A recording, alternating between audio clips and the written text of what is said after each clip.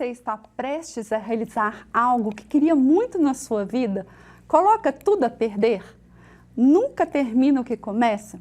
Eu sou Kênia Scheib e no programa Reviver de hoje nós vamos falar sobre autossabotagem.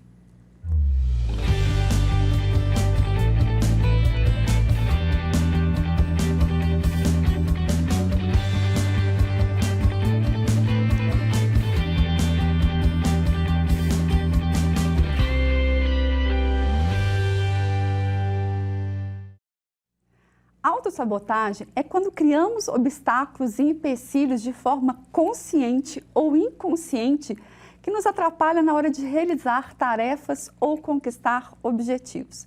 Quantas vezes você sabia que tinha que fazer algo importante, mas acabou procrastinando e não fazendo?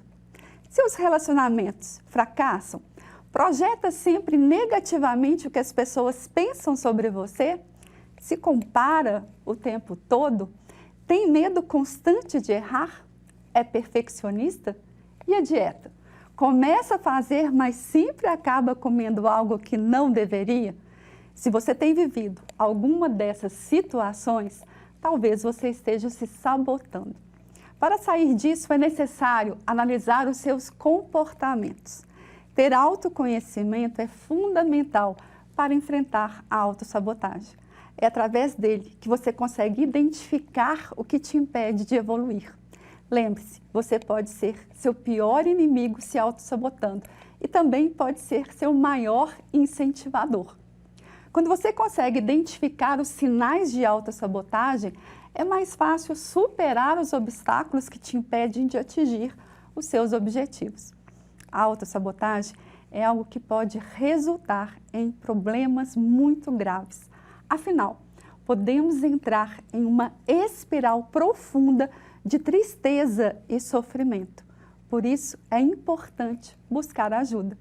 Foi o que fez a minha convidada de hoje, Cris Rajão, apresentadora do programa Eu, Tu, Elas. Cris, que alegria ter você aqui. Obrigada pelo convite. Falei que nós mudamos de papéis, gente. Eu já dei algumas entrevistas para a Cris, uma delícia o programa dela. Sigam lá, assistam.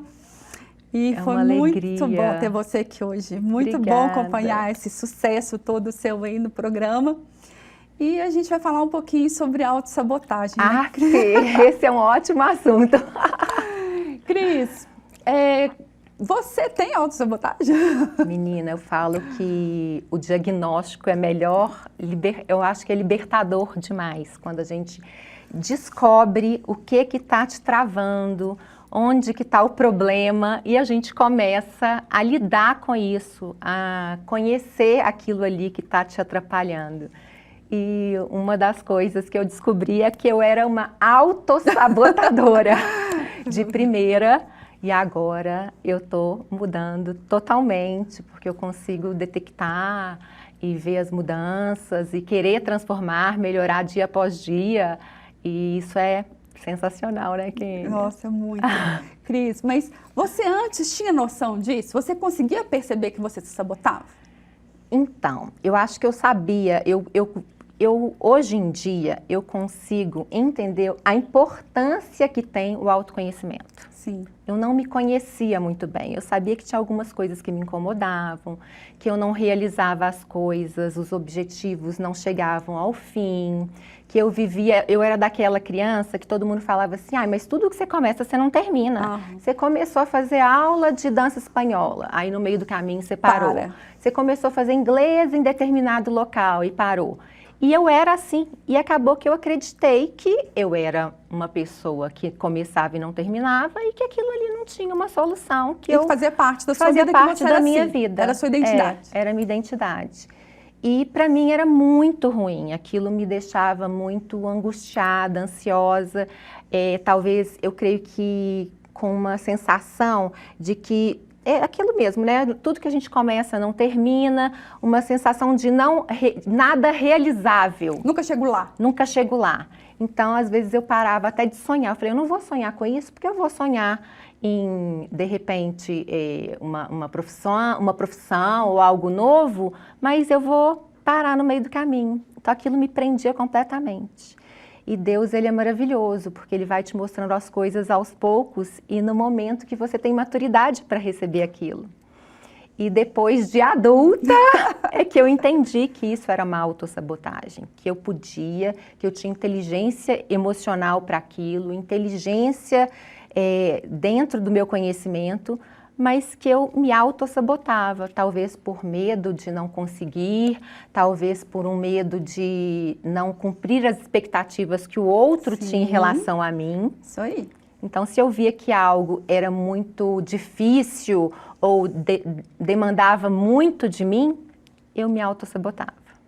Isso é impressionante, né? Impressionante. E você não percebe, você vai vivendo a vida daquele jeito. Você não sabe o que está acontecendo. Você não tem muita noção daquilo. E eu me lembro exatamente quando a gente começou o processo, Cris, você falou assim, eu tenho TDAH. Eu falei, vamos esquecer essa palavra. Uhum. Não é que a pessoa não tenha TDAH, mas quando você pega um diagnóstico e vira a sua justificativa, então o que acontece?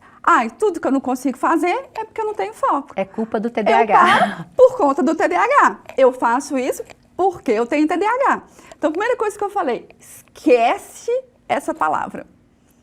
Isso foi muito importante para mim, essa colocação, porque igual você falou, né, o TDAH ele existe, eu creio que foi um diagnóstico muito importante para mim também, para eu entender o porquê eu era uma pessoa diferente, não sei se da maioria, mas de várias outras pessoas, e de repente está tudo bem eu ser diferente, Deus me fez com as minhas características, e hoje eu entendo que faz parte da minha vida, mas eu tenho que aprender a lidar com isso. E, de repente, eu falei, gente, tudo bem, eu tenho esse diagnóstico, eu creio que sim, ele me ajudava a me autossabotar, porque eu me encostava naquele diagnóstico, então estava difícil, mas eu tenho TDAH, eu vou, né, é por isso que eu não estou dando conta. E comecei o tratamento, que foi maravilhoso, e fui vendo mesmo muita diferença no tratamento, mas essa sua pontuação para mim foi muito importante. E é o que eu tento fazer com a Valentina, minha filha, que também tem TDAH. Eu falo com ela muitas vezes que ela precisa entender o que faz parte de um diagnóstico do TDAH, mas o que é realizável, o que depende de nós. Deus, ele é maravilhoso demais porque ele nos deu o livre-arbítrio para a gente fazer diferente do que a gente fazia. Tem uma parte que cabe a nós, né, Kênia? Uma parte que cabe a nós. E a grande questão é que se eu assumo o TDAH, é como se eu não tivesse outra opção. Isso. Se eu assumo essas questões, pronto, então eu sou isso. E eu não me permito, porque a mente é colocada naquele lugar ali, tudo funciona por conta disso e eu não consigo romper. Então, não é negar que você tenha um diagnóstico, mas não assumir essa identidade para você. Então, na hora que a gente fez isso, você entendeu lá, eu tenho o TDAH, eu tenho que tratar isso, mas eu posso romper. Eu posso terminar o que eu começo. Eu posso mudar a minha história, independente dessa questão.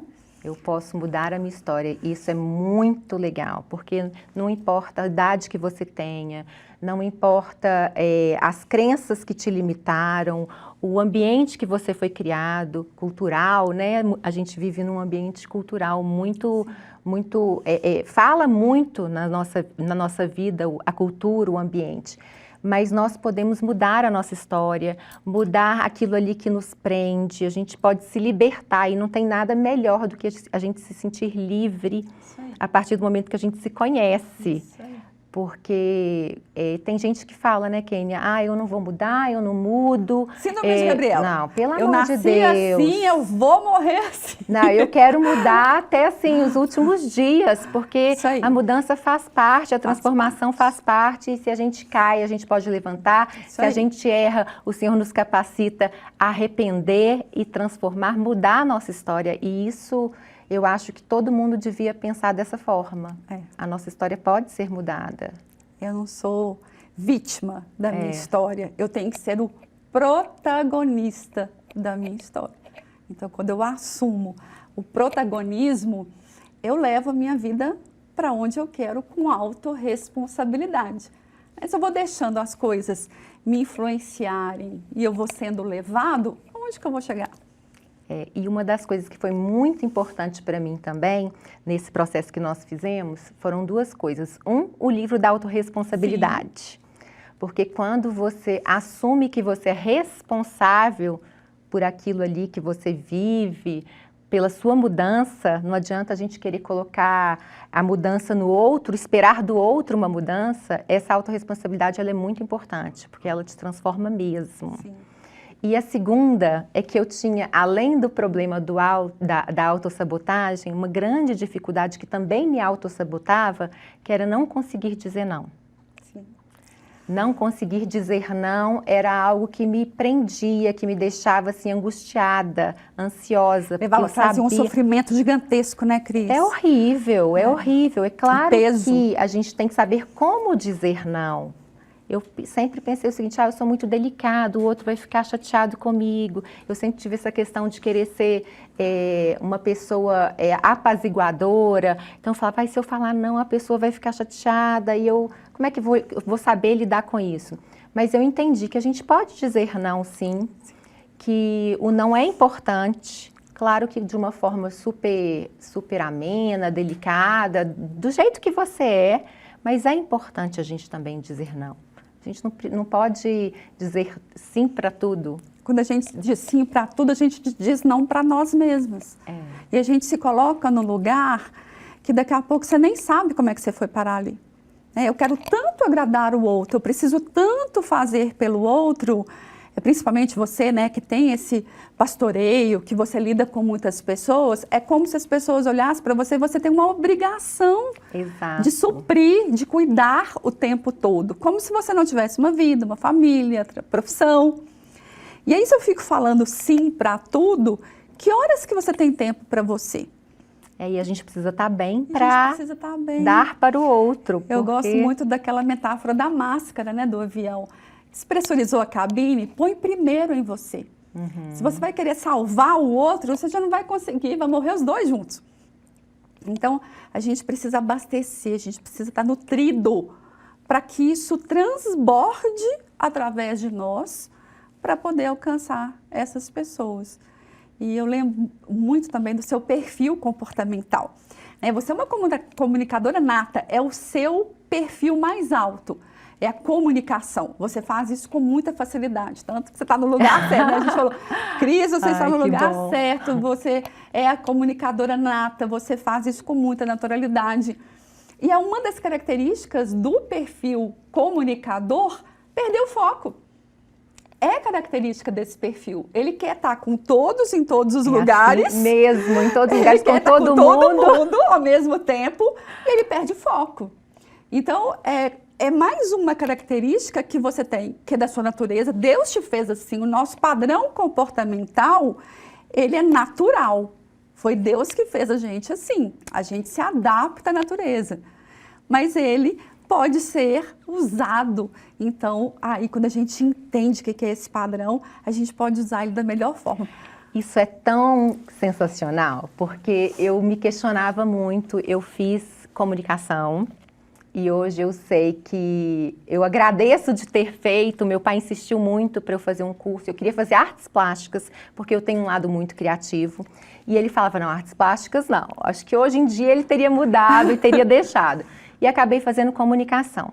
E fiquei muito com aquela sensação, eu queria ter feito uma coisa e fiz outra. Mas hoje eu entendo que foi permissão do Senhor mesmo na minha vida, porque...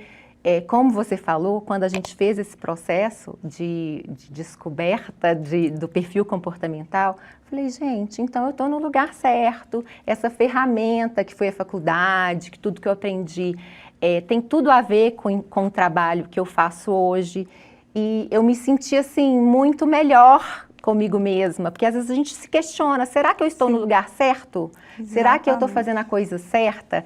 Tem sim, eu tenho esse perfil exatamente igual você falou, de querer fazer tudo ao mesmo tempo, conversar com todo mundo ao mesmo tempo, dar um retorno para todo mundo ao mesmo tempo.